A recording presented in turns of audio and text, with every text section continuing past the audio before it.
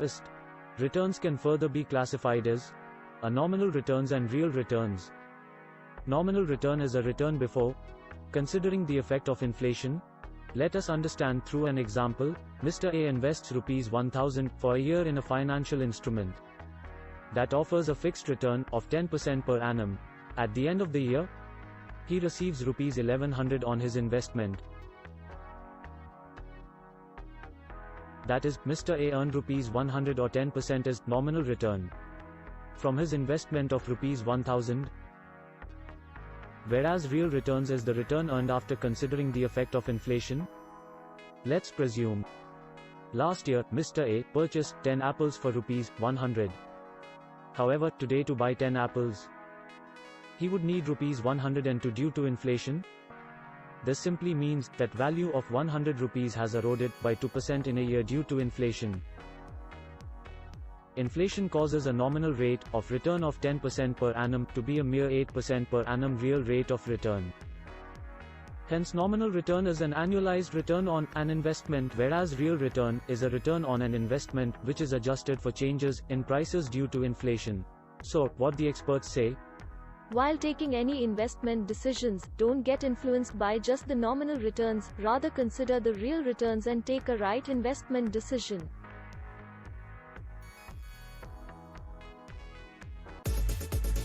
To know more, get in touch with Swastik Investments today on 7020430610.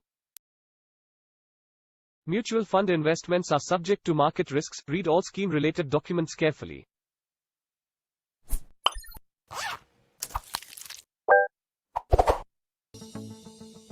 Importance of financial advisor.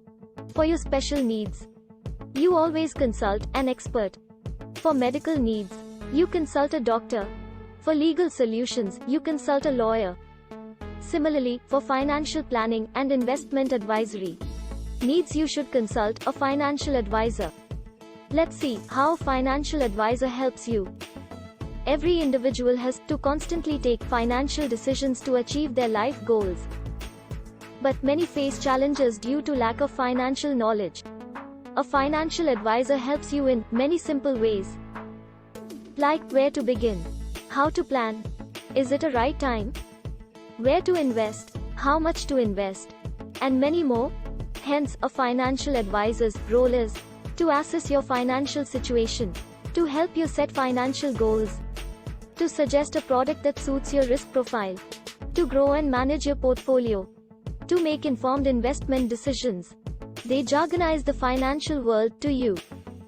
Thus, the financial advisor acts as a savior and helps you to attain a financial success. A quick checklist to choose a financial advisor can be checking his professional qualification, good experience, tech savvy, and customer centric. Hence, the experts say, choose a financial advisor who helps you grow your hard-earned money and ensures you attain financial freedom. Get advice from your financial advisor and invest in suitable assets to create wealth.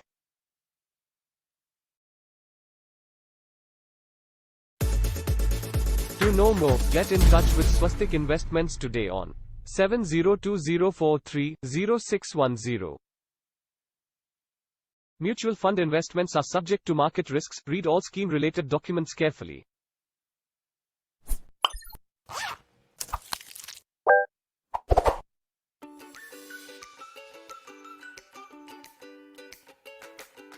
आज मैं आपको long term, mid term और short term mutual funds के बारे में बताने वाला हूं. You must be wondering what is there to smile about? You'll see.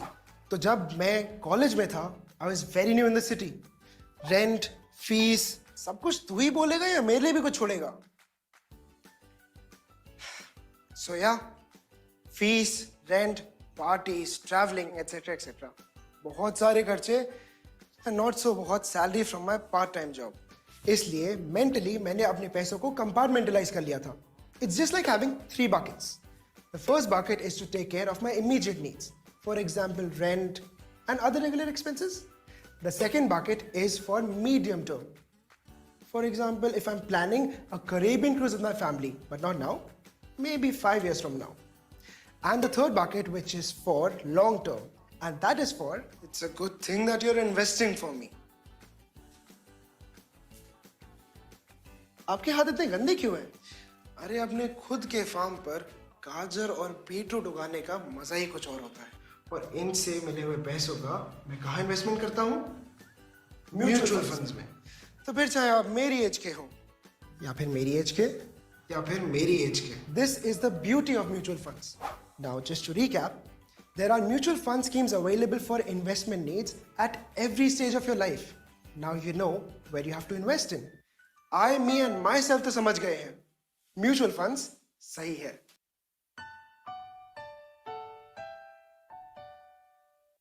Mutual fund investments are subject to market risks. Read all scheme-related documents carefully.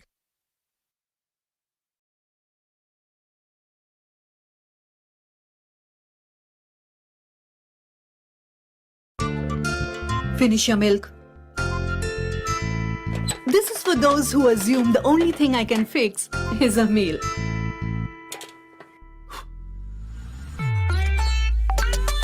I am capable of more.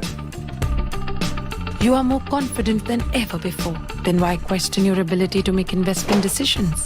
Don't just learn to earn, learn to invest. You are capable of more.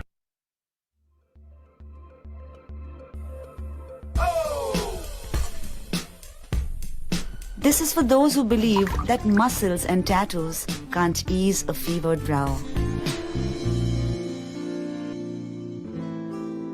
I am capable of more. You are more confident than ever before. You have overcome the strongest of barriers in your way. Don't just learn to earn, learn to invest. You are capable of more.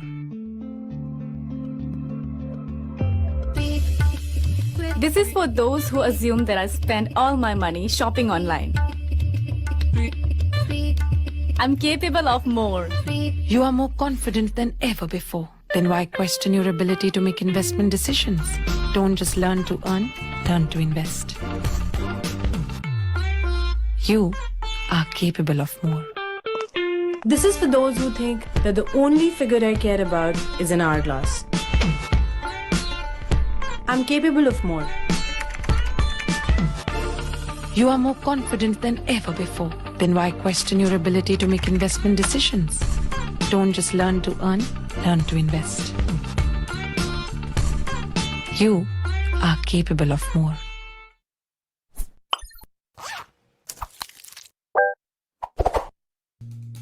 Real returns versus nominal returns. The purpose of any investment is to generate returns. But what is returns? Returns simply mean a profit from an investment. It can be in the form of a dividend, a bonus, a capital gain, or interest. Returns can further be classified as a nominal returns and real returns. Nominal return is a return before considering the effect of inflation. Let us understand through an example. Mr. A invests rupees 1000 for a year in a financial instrument that offers a fixed return of 10% per annum. At the end of the year, he receives rupees 1100 on his investment. That is, Mr. A earned rupees 100 or 10% as nominal return from his investment of rupees 1000. Whereas real returns is the return earned after considering the effect of inflation. Let's presume last year Mr. A purchased 10 apples for rupees 100. However, today to buy 10 apples, he would need rupees 102 due to inflation. This simply means that value of 100 rupees has eroded by 2% in a year due to inflation. Inflation causes a nominal rate of return of 10% per annum to be a mere 8% per annum real rate of return. Hence nominal return is an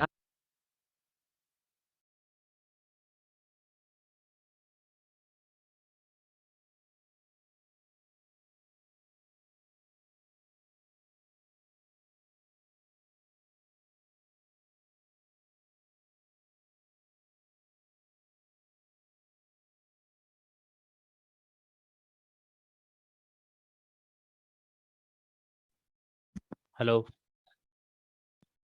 good evening. सबको आवाज़ आ रही है?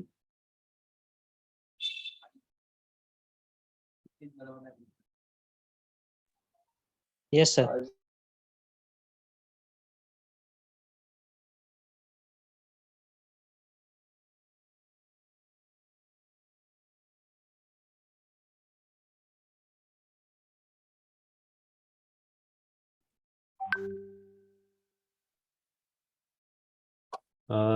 Hello, session को start करेंगे अभी। आज का जो सेशन का टॉपिक है वो करेंसी के बारे में है। बहुत से लोग करेंसी के बारे में जानकारी चाहते थे, इसलिए हमने ये टॉपिक इस वीक में रखा है। और जो बिगिनर है उनको एक बेसिक आइडिया आ जाएगी करेंसी के बारे में, यानी करेंसी में हम क्या क्या कर सकते हैं, करेंसी ट्रेडिंग, कौन कौन से करेंसीज इंडिया में काम करती है, ये सब ये टॉपिक में कवर हो जाएगा। तो 4:30 तो बज गए और चलो फिर स्टार्ट करेंगे। बहुत से पार्टिसिपेंट भी आना बाकी है, आ जाएंगे, वो ज्वाइन हो जाएंगे।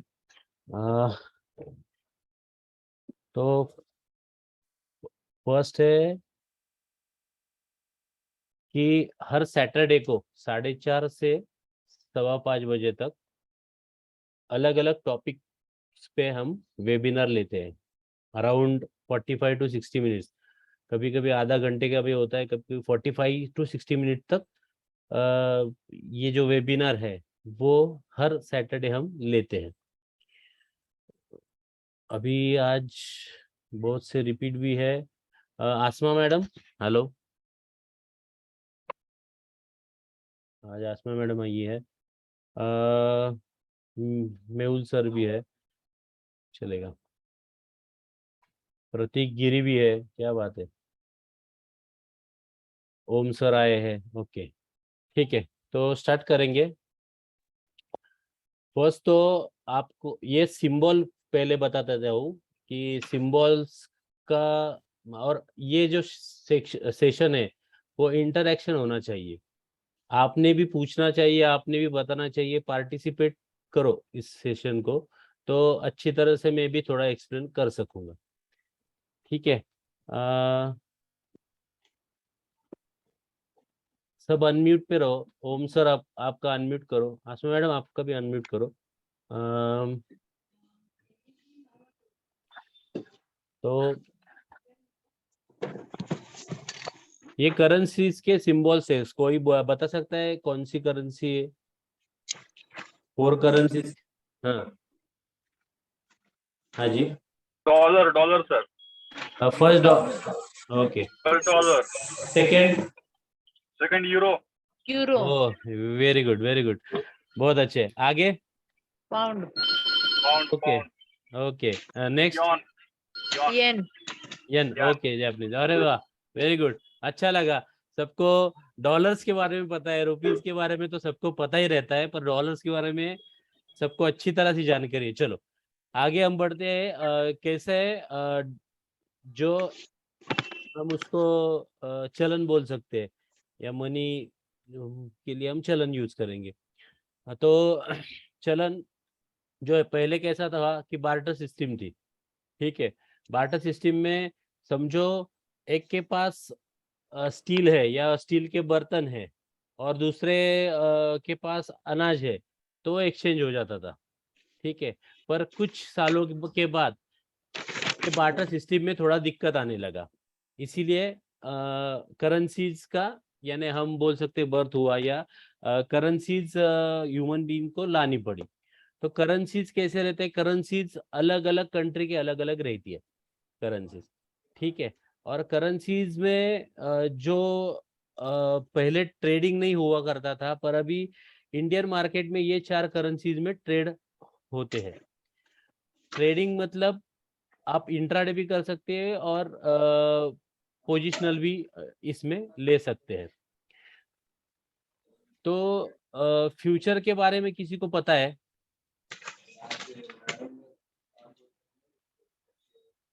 फ्यूचर क्या पता है? इक्विटी और इंडेक्स पे फ्यूचर कोई करता है क्या, जो पार्टिसिपेंट है उसमें से? यस, मैं करता हूँ। ओके सर, ओके, आप करते हैं क्या? ठीक है, तो आपको अच्छी तरह से समझ में आएगा। फिर भी ये करेंसीज का बिगिनर लोगों के लिए ही है, और उसमें फ्यूचर ऑप्शन भी इन केस डिटेल जानकारी चाहिए रहेगी तो आप ऑफिस में फ़ोन करके डिटेल जानकारी हमारे एडवाइज़र आपको देंगे। तो स्टार्ट करने से पहले ये 4 जो करेंसीज है, यूएसडी, यूरो, पाउंड और जीबीपी आईएनआर, मतलब जापानीज। ओके, ये 4 करेंसीज में इंडिया में ट्रेड होते हैं एक्सचेंज में। जो एनएससी एक्सचेंज है वो ये 4 करेंसीज में ही अलाउड करती है ट्रेड करने के लिए। ठीक है, बाकी करेंसीज में लीगलाइज नहीं है, ये लीगल में हम कर सकते हैं। और इसका टाइमिंग और ये सब आपको मार्जिन कैसे रहता है वो सब आपको आगे पता चलेगा। अभी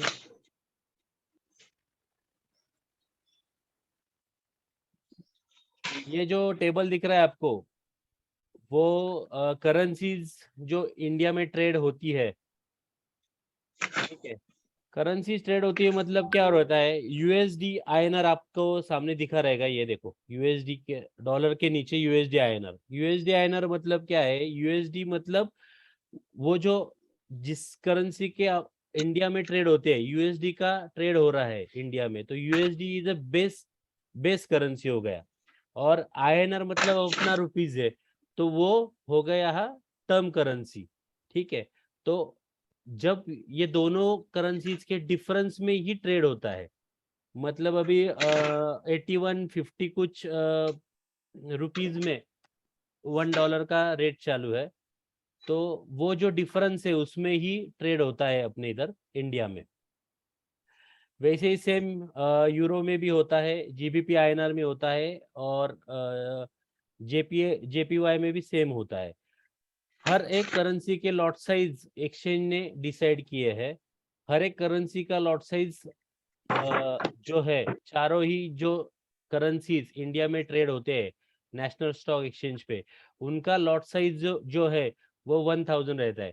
अभी लॉट साइज का मतलब क्या है, जो इक्विटी और इंडेक्स में फ्यूचर और ऑप्शन करते हैं उनको तो पता रहेगा, पर जो नहीं करते उनके लिए मैं बताना चाहता हूँ कि जैसे इक्विटी में हम एक शेयर्स लेके n नंबर ऑफ शेयर्स ले सकते हैं, वैसे ही फ्यूचर में हम एक शेयर्स नहीं ले सकते, और फ्यूचर में कॉन्ट्रैक्ट्स रहते हैं, मंथली कॉन्ट्रैक्ट रहते हैं स्टॉक में, और वीकली कॉन्ट्रैक्ट रहते हैं इंडेक्स में। ठीक है, तो जो फ्यूचर में हम हेलो फ्यूचर में हम जो है वो एक हेलो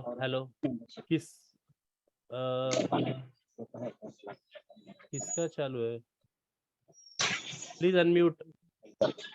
मैडम आपका अनम्यूट कीजिए ना।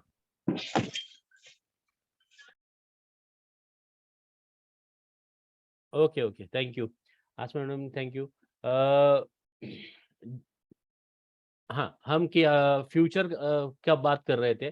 फ्यूचर मतलब इक्विटी और इंडेक्स में जो करते हैं उनको मालूम है कि कॉन्ट्रैक्ट सिस्टम रहता है, और उसमें हम लॉट के हिसाब से लेते हैं। जैसे इक्विटी में हम एक शेयर्स ले सकते हैं उधर, वैसे लॉट में लेना पड़ता है। इनकेस समझो से स्टेट बैंक लेना है तो आपको 1500 का लॉट है उसका, वो हिसाब से लेना पड़ता है। सेम करेंसी इंडेक्स में भी जो ट्रेड होता है वो सिर्फ फ्यूचर में होता है। फ्यूचर और ऑप्शन ये दो इसमें ही होता है ट्रेड। तो फ्यूचर में जो भी ट्रेड होते हैं उसका लॉट साइज जो है करेंसीज का, चारों करेंसीज का लॉट साइज 1000 क्वांटिटी का है। 1000 quantity is equal to 1 lot. Okay, इसमें जो है वो हम बोल सकते हैं कि जो हम फ्यूचर ले रहे हैं 1000 क्वांटिटी का, वो 1 लॉट हो गया, यानी 1 यूएसडी आईएनआर हो गया। एक लॉट मतलब 1 यूएसडी आईएनआर हो गया। मैं मेरे रोज के जो इंट्राडे करते हैं उनको मैं वीकली 2-3 कॉल तो रेगुलर सेंड करते रहता हूँ यूएसडी के बारे में, क्योंकि यूएसडी ये है कि लो मार्जिन में हम इसमें काम कर सकते हैं। जो बिगिनर है वो भी यूएसडी में काम कर सकते हैं।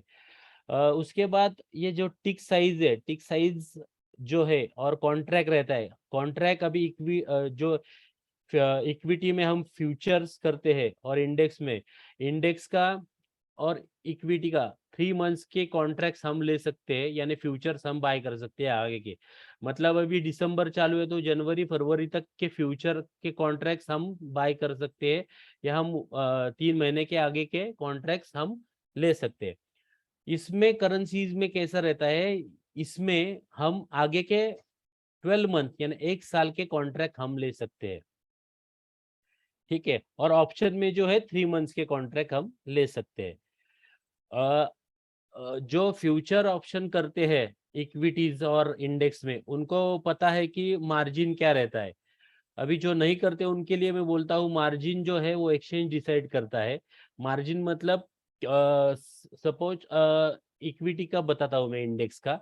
इंडेक्स में इनकेस आपको 18,000 अभी निफ्टी चालू है और 50 क्वांटिटी का एक लॉट है, तो आपको 18,000 इंटू 50 यानी 9 लाख रुपए पे करना पड़ता है।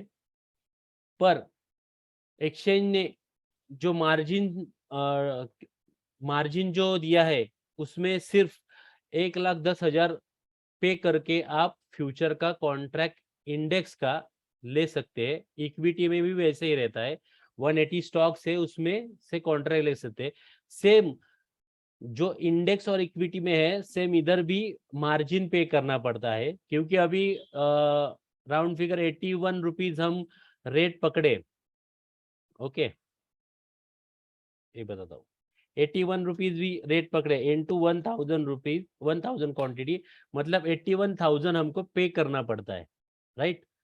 तो 81,000 पे नहीं करना पड़ता, क्योंकि ये ऑप्शन फ्यूचर में जो मार्जिन एक्सचेंज ने डिसाइड किया है वो 3% का है। इंटू 3% की है तो हमको 1 सेकेंड 2430 यानी राउंड फिगर पकड़ो 2500 तक हमको मार्जिन सिर्फ पे करके हम एक फ्यूचर कॉन्ट्रैक्ट ले सकते हैं डॉलर का, ठीक है। इतना समझ में आया? किसी को कुछ दिक्कत? बेसिक है तो सबको पता रहेगा, बहुत से जन है जो जिनको पता रहेगा, जो नहीं जानते उनको एडिशनल इंफॉर्मेशन मिल जाएगा। आगे चलना है। Hello Om sir. Yes sir.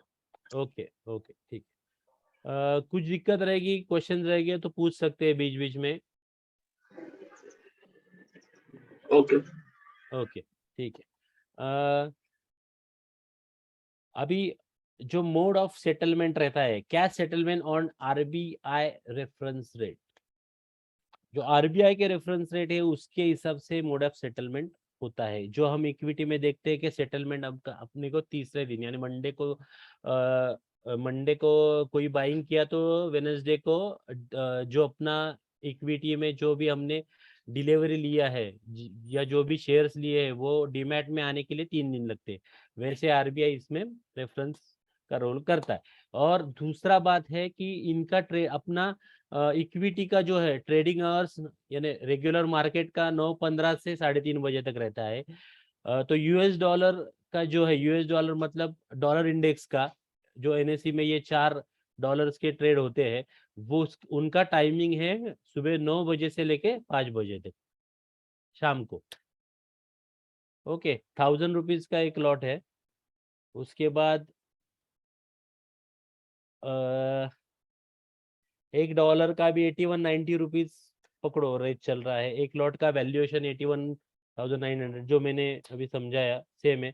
Margin valuation 3% भी पकड़ा तो अप्रोक्सीमेट 2,450 यानी 2,500 रुपए तक हम ये कॉन्ट्रैक्ट ले सकते हैं, जो बाकी के इंडेक्स और इक्विटी के मुकाबले कुछ भी नहीं है, ठीक है।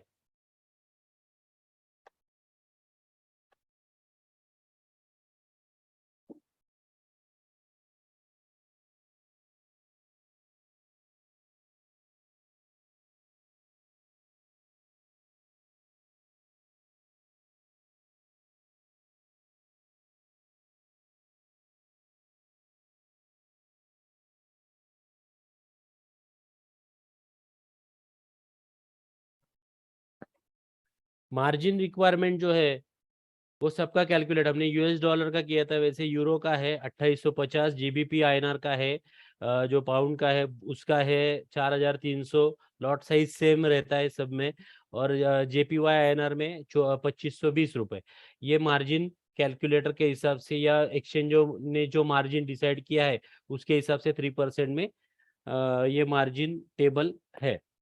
ठीक है, ये मार्जिन का तो हो गया। अभी क्या क्या फैक्टर से जो इफेक्ट करते हैं, जैसे अपने इंडेक्स को क्या क्या फैक्टर से, इन्फ्लेशन रहेगा या आरबीआई पॉलिसी रहेगी, पॉलिटिकल कोई आया, या अभी कोविड हो गया, उसके बाद सर मार्जिन मींस एग्जैक्टली क्या? कौन सा मार्जिन मींस क्या एग्जैक्टली? Margin means exchange. अभी समझो 81 रुपीज रेट है और आपको 1000 क्वांटिटी का यूएसडी आईएनआर में एक्सचेंज में ट्रेड करना है, तो आपको कितना पे करना पड़ता है? अच्छा, तो उस वैल्यू को हाँ, 81,000 रुपीज जो पे करना पड़ता है वो 81,000 रुपीज आपको पे नहीं करना पड़ता। इसीलिए एक्सचेंज के नॉर्म के हिसाब से हर एक अलग अलग करेंसी को परसेंटेज वाइज जो है कि नॉर्मल, मतलब जो ट्रेडर है या इन्वेस्टर है वो ले सके 81,000, जिसके पास नहीं है और जिसके पास 5,000 है उसके लिए वो 3% जो मार्जिन दिया है वो एक्सचेंज ने डिसाइड किया है कि 3% मार्जिन यूएसडी में लगेगा।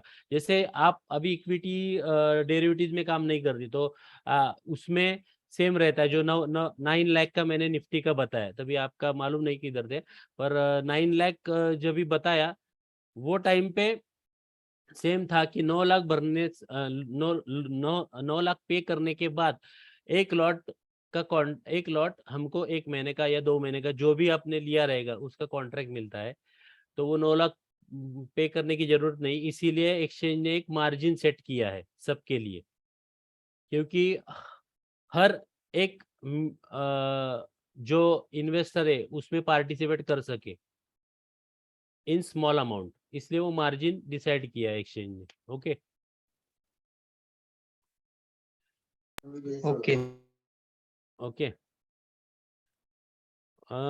इतने तक समझ में आया? किसी को कुछ डाउट? ये क्या बेसिक है तो फिर भी मैडम आपको कुछ डाउट है इसमें? Shubhangi madam. Hello, I am in office, मैं सिर्फ सुन रही हूँ। ओके ओके, ठीक है मैम, थैंक यू। ओके,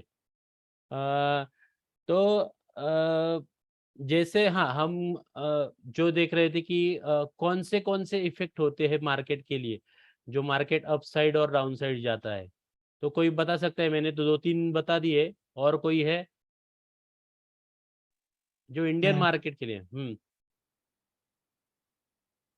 एक तो मैंने बताया था कि आरबीआई का पॉलिसी, इसके बाद इन्फ्लेशन, तीसरा है पॉलिटिकल कोई यानी अपना इलेक्शन का रहेगा, बजट है।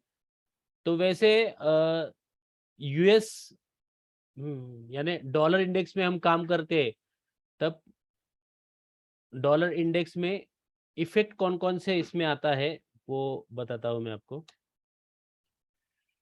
Factor affecting exchange rates, exchange rate के लिए कौन कौन से फैक्टर्स है ये सामने मैं सब नहीं पढ़ता, पर मोस्टली एफआईआईज, इंटरेस्ट रेट और इकोनॉमी, बाकी क्या नेशनल डेब्ट्स वगैरह सब तो रहता है। ये सब फैक्टर्स है, लगभग 8 फैक्टर्स 9 फैक्टर्स है, 10 है, तो 10 फैक्टर्स इफेक्ट करते हैं यूएस डॉलर में। पर इतना नहीं होता क्योंकि यूएस डॉलर जो इंडिया में ट्रेड होता है और यूएस डॉलर में इतना वॉलेटिलिटी नहीं रहता। मोस्टली उसमें अभी लास्ट 6 मंथ से बहुत वॉलेटिलिटी हो गई, 1 रुपए का भी डिफरेंस आता है। पर पहले 15 पैसे हिलना डॉलर मतलब बहुत बड़ी बात रहती थी, 15-20 पैसे, तो ये इफेक्ट होते हैं। नेक्स्ट है इंटरनेशनल जो फैक्टर्स है, उसमें क्रूड ऑयल प्राइस रहेगा, अनसर्टन इवेंट रहेंगे, सेंट्रल बैंक पॉलिसी और डॉलर इंडेक्स, ये सब फैक्टर्स है जो अफेक्ट करते हैं डॉलर्स में।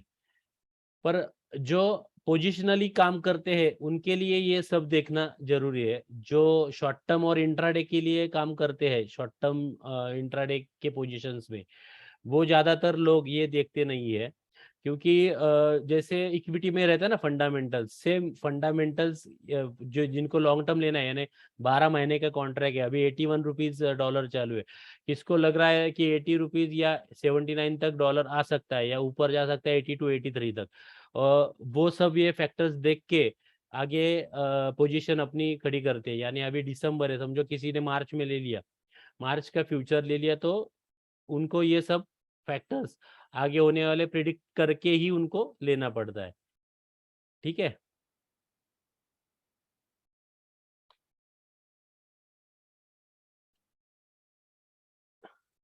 नेक्स्ट स्टेप जो मैंने पेयर्स समझा है, पेयर्स मतलब बेस करेंसी क्या होगा, यूएस डॉलर, और आईएनआर जो होगा वो अपना इंडियन रुपीज जो है टर्म करेंसी। तो types of currencies pair in India, ये सब दिए है जो हमने बताया, यूएसडी, आईएनआर, जीबीपी, यूरो, उसके बाद जेपीवाई, ये बाकी के दो नहीं होते अपने तो। ठीक है, जैसे इक्विटी में हम पैसे और रुपीज जैसे एप्रिशिएट होता है, डिप्रिशिएट होता है, वैसे हम कैलकुलेट करते हैं अपना प्रॉफिट और लॉस, इंट्राडे के लिए रहने दो या डिलीवरी के लिए रहने दो या जो कैरी करते हैं उनके लिए रहने दो फ्यूचर में। डॉलर में अभी मैंने जो बताया कि 15 पैसे 20 पैसा मूवमेंट आना पहले एक साल भर पहले बहुत रेयर केस में होता था, 15-20 पैसे के ऊपर मूवमेंट आना, पर अभी 6 मंथ से वोलेटिलिटी बढ़ गई है। तो कैलकुलेशन कैसा होता है ये स्लाइड में दिखा है। 1 टिक मतलब 0.025 पर पॉइंट्स बोल सकते हैं हम, या हम इसमें पैसे बोलते हैं इक्विटीज में, यानी 125 रुपए 50 पैसा, तो इसमें पिप्स बोलते हैं। पैसे का मतलब इस इधर पिप्स से, यानी मिनिमम 25 पिप्स मतलब एक टिक होता है। तो इंटू 1000, ये देखो कैलकुलेट करके दिया है इन्होंने कि 1000 मतलब 2 रुपए 50 पैसा पर लॉट, यानी उतना ये डॉलर हिल गया। 81.25 पॉइंट आगे 25 पैसा रहेगा, और इधर से 81.25 मतलब जो आगे के 25 है, 2025 बराबर 2025 मतलब 25 जो है वो टिक है, जो उसको पिप्स बोलते हैं कि पैसे से हिला तो उतना डिफरेंस इसमें जनरेट होता है। प्रॉफिट रहने दो, लॉस रहने दो या स्टॉप लॉस रहने दो।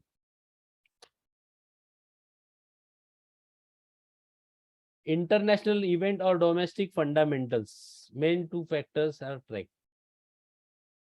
ये 2 फैक्टर्स ट्रैक करके हम आगे की रणनीति यूज कर सकते हैं या हम आगे की पोजीशन बिल्ड कर सकते हैं।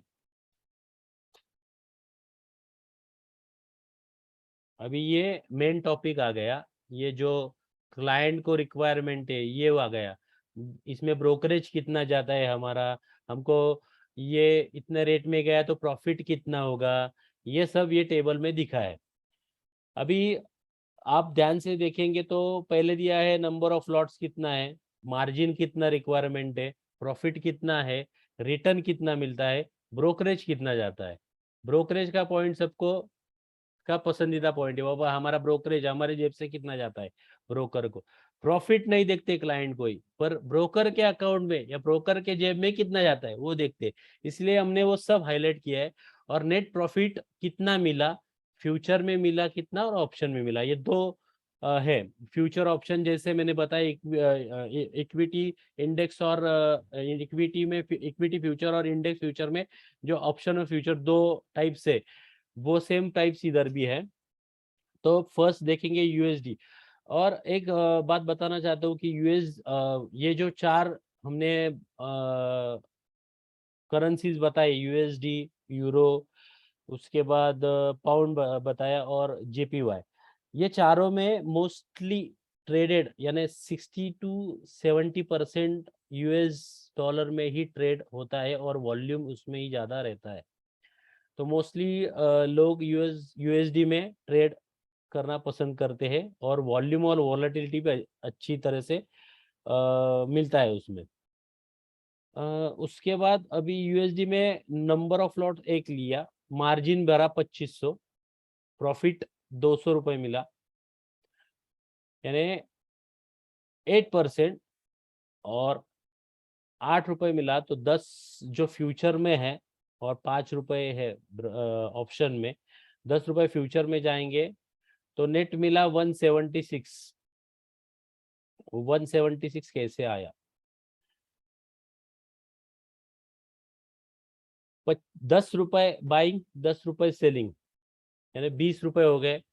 और ऊपर जो टैक्स लगता है उसका 5 रुपये पकड़ा, 4 रुपये या 5 रुपये, 5 रुपये राउंड फिगर पकड़ा, तो 176 175 रुपीज फ्यूचर को, और ऑप्शन को 188। ऑप्शन को थोड़ा कम है, 5 रुपये में होता है उसमें, 5 रुपये लेने के लिए, 5 रुपये बेचने के लिए, और ऊपर जो भी 2-3 रुपये रहेंगे वो टैक्स और टैक्स में जाते हैं, जीएसटी और टैक्स में दोनों कट हो जाते हैं। और वो कैलकुलेट करके इन्होंने दिया है, एकदम सिंपल दिया है। इसको ये टेबल में दिक्कत है क्या? जैसे निफ्टी में हम करते हैं, निफ्टी का भी दिया है इन्होंने, फ्यूचर में कितना जाता है, ऑप्शन में कितना जाता है। और क्रूड ऑयल जो एमसीएक्स का है उसमें भी दिया है। एक लॉट में मार्जिन समझो 3,50,000 रुपये पे करना पड़ता है, 3,500 रुपये प्रॉफिट हुआ तो 1% रिटर्न मिला। उसमें 270 रुपये फ्यूचर के लिए ब्रोकरेज जाएगा, 240 रुपये ऑप्शन के लिए ब्रोकरेज जाएगा। ओवरऑल नेट 3230 और 3260 रुपये मिलेगा। ये सब इन्होंने पूरा डिटेल में दिया है। तो ये टेबल में किसी को कुछ पूछना है क्या? क्योंकि ये सिंपल है, यानी जो हम रेगुलर करते हैं वैसा ही है। फिर उस इन्होंने ब्रोकरेज का कैलकुलेशन और टैक्स का कैलकुलेशन दिया है। ठीक है, निरंजन पाटिल जी आज आए हैं। सर आपको कुछ इसमें पूछना है?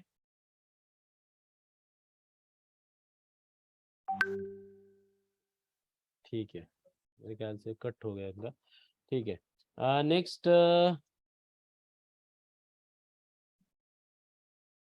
जो है वो ब्रेक इवन की, ब्रेक इवन ब्रोकरेज के बाद ब्रेक इवन कितने पैसे में आता है।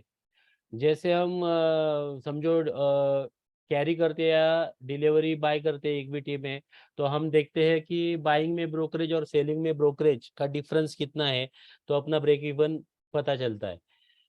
समझो 1000 रुपये का लिया और 60 यानी 6 रुपये ब्रोकरेज लगा है, 6 रुपीज लेने और बेचने के लिए, यानी प्लस 1000 प्लस 6 रुपीज, और उस पर टैक्स पकड़ो 2-3 रुपए, समझो 10 रुपए भी पकड़ा तो भी 110 के ऊपर अपना रेट गया इक्विटी में। इक्विटी का बता रहा हूँ, तो वो 1010 जो है वो ब्रेक इवन हुआ, 1010 के ऊपर अपना प्रॉफिट ही है। तो वो ब्रेक इवन डॉलर्स में कैसा रहता है, या जो करेंसी ट्रेडिंग करते हैं उसमें कैसा रहता है। फ्यूचर में बाय किया 10 रुपए सेल, टैक्स 4, फ्यूचर में किया तो 10 रुपए बाइंग, 10 रुपए सेलिंग, 4 रुपए टैक्स, यानी टोटल खर्चा आता है 24 रुपए।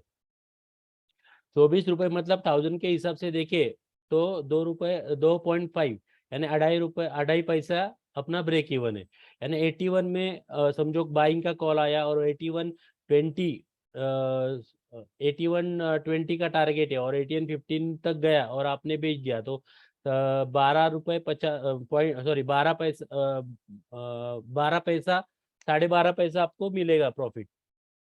तो वो हिसाब से उन्होंने बताया कि 2.5 पैसा उसमें कट हो जाएगा।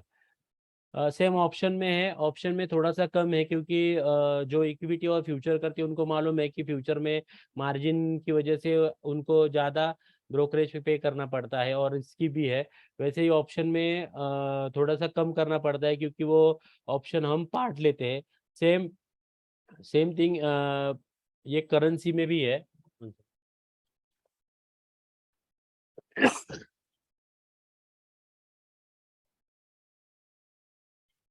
सॉरी, करेंसी भी सेम है। ऑप्शन में 5 रुपए बाइंग 5 रुपए सेलिंग, ये देखो 5 रुपए बाइंग 5 रुपए सेलिंग, 2 रुपीज टैक्स लगा, तो 12 रुपए हमको देने पड़ते हैं ऑप्शन में। ऑप्शन में 12 रुपए देने पड़ते हैं, मतलब 1000 क्वांटिटी के हिसाब से 0.12 पैसा अपना, यानी 1 पैसा ब्रेक इवन हो गया, और 1.25 पैसा आपको ब्रेक इवन पॉइंट हो गया, ये टैक्स पकड़ के मतलब 5 पिप्स हो गए।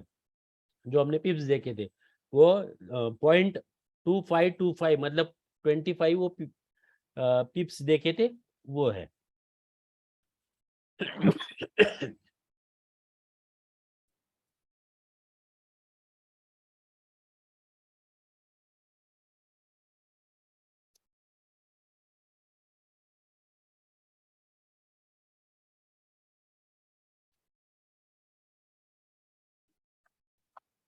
ये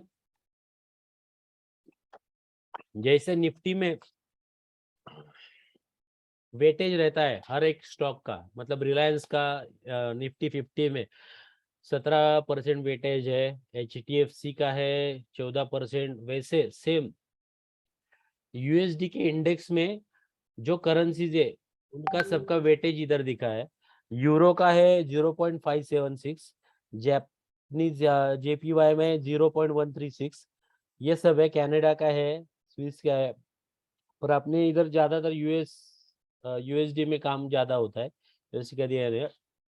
नेक्स्ट है कंपैरिजन हम करेंगे तो फ्यूचर में इक्विटी, इसमें फ्यूचर कर सकते हैं सब में, सिर्फ इधर एक रेड टिक है, देखो रेड टिक दिखा।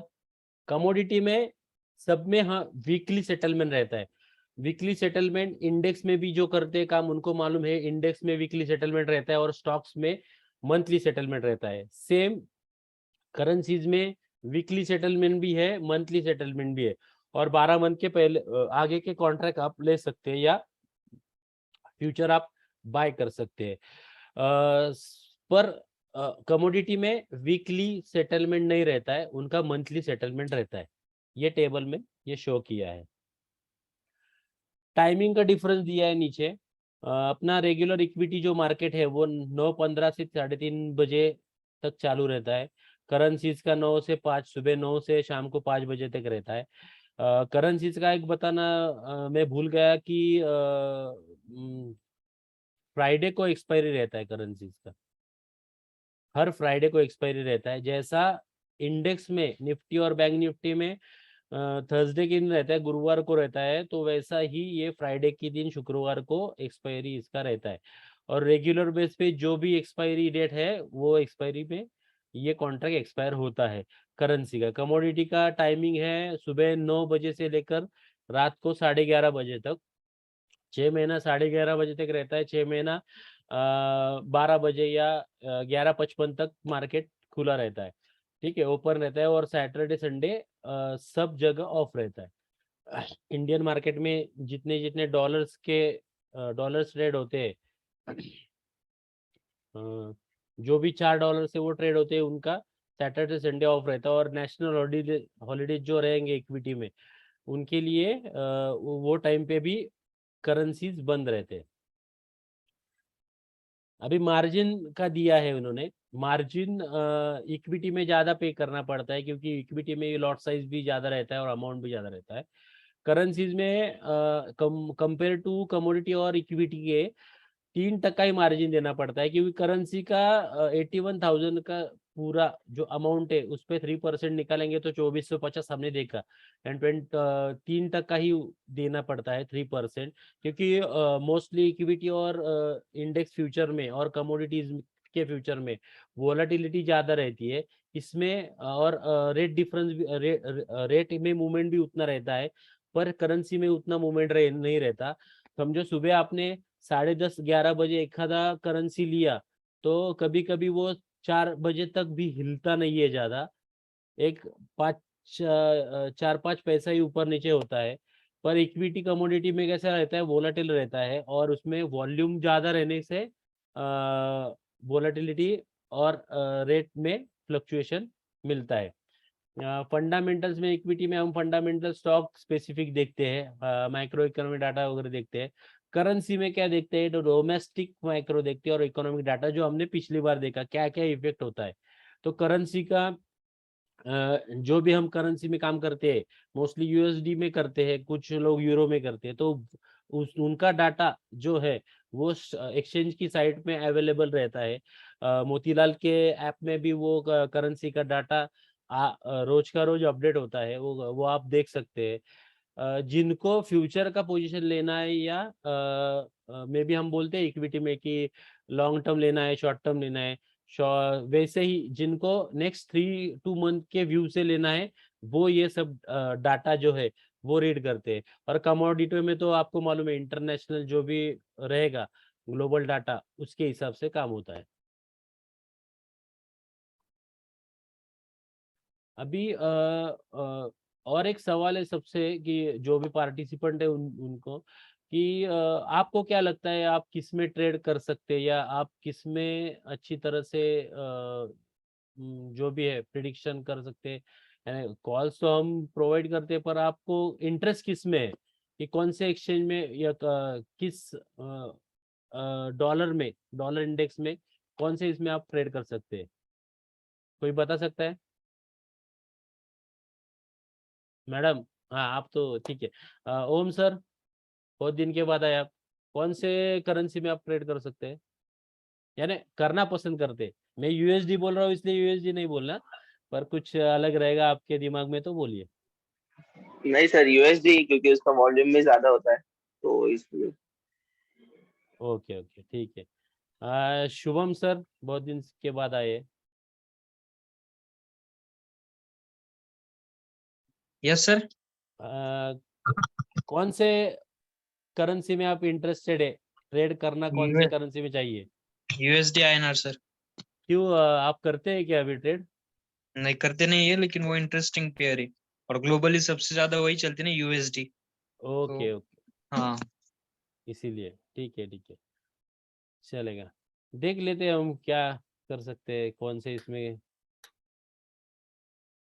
बिगिनर लोगों के लिए यूएसडी अच्छा है, उसके बाद उसके नेक्स्ट स्टेज में आप काम करना है तो जेपीवाई और यूरो अच्छा है। और प्रोफेशनल जो लोग रहते हैं उनको जब ट्रेड करना है तो जेपीबी में रहते हैं। पर हम अपना ये तो बेसिक यानी बिगिनर के लिए टॉपिक है, तो मोस्टली मैं सबको सजेस्ट करूंगा कि यूएसडी आईएनआर में आप काम कर सकते हैं। दूसरी एक बात बताना चाहता हूँ कि यूएसडी में जो फ्यूचर के जो भी कॉल्स है, अभी बहुत से पार्टिसिपेंट ब्रॉडकास्ट ग्रुप में अपने जो ऑफिस का ब्रॉडकास्ट ग्रुप है उसमें ज्वाइन है। तो मैं हर हफ्ते में 2-3 कॉल तो भेजते रहता हूँ यूएसडी का। और फ्यूचर में जब भी जो बिगिनर है वो सिर्फ बाय करके ट्रेड नहीं कर सकते, डॉलर को सेल करके भी ट्रेड कर सकते हैं और सेल करके भी पैसा बना सकते हैं और रिस्क बहुत कम है इसमें यूएसडी में। तो जिनको भी इंटरेस्ट है कि यूएसडी में करना चाहिए काम, 2500 में कुछ भी नहीं होता। 2500 हम पिक्चर भी चले गए फैमिली के साथ और मैगडी में भी गए तो भी अपना 2500 ऐसा जाता है। तो मैं चाहता हूँ कि सबने यूएसडी में स्लोली काम करना चालू करना चाहिए।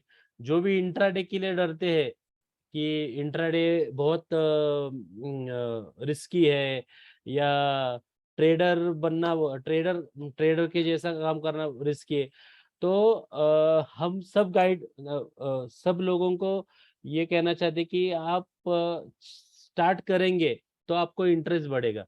और इसमें ऐसा नहीं रहता इक्विटी के जैसा कि 5-5 मिनट में मूवमेंट आता है, आराम से मूवमेंट आता है। पर जो स्टॉप लॉस दिया है, जो भी कॉल्स हम प्रोवाइड करते हैं उनमें साफ लिखा रहता है कि रिस्क कितने का है, क्वांटिटी कितना है, और एक क्वांटिटी से एक लॉट से आप चालू कर सकते हैं। और हमने ये टॉपिक पहले भी लिया था, तो तब से 1-2-3 पार्टिसिपेंट है जो इन्होंने काम चालू की। उसमें से एक विशाल सर करके उन्होंने इसमें काम चालू किया है, 15 दिन से काम कर रहे हैं। एक 4-5 ट्रेड हुए रहेंगे उनके, पर ठीक है, यानी 2500 रुपए में समझो 100 रुपए भी मिल गए तो भी बहुत बड़ी बात है वो हिसाब से।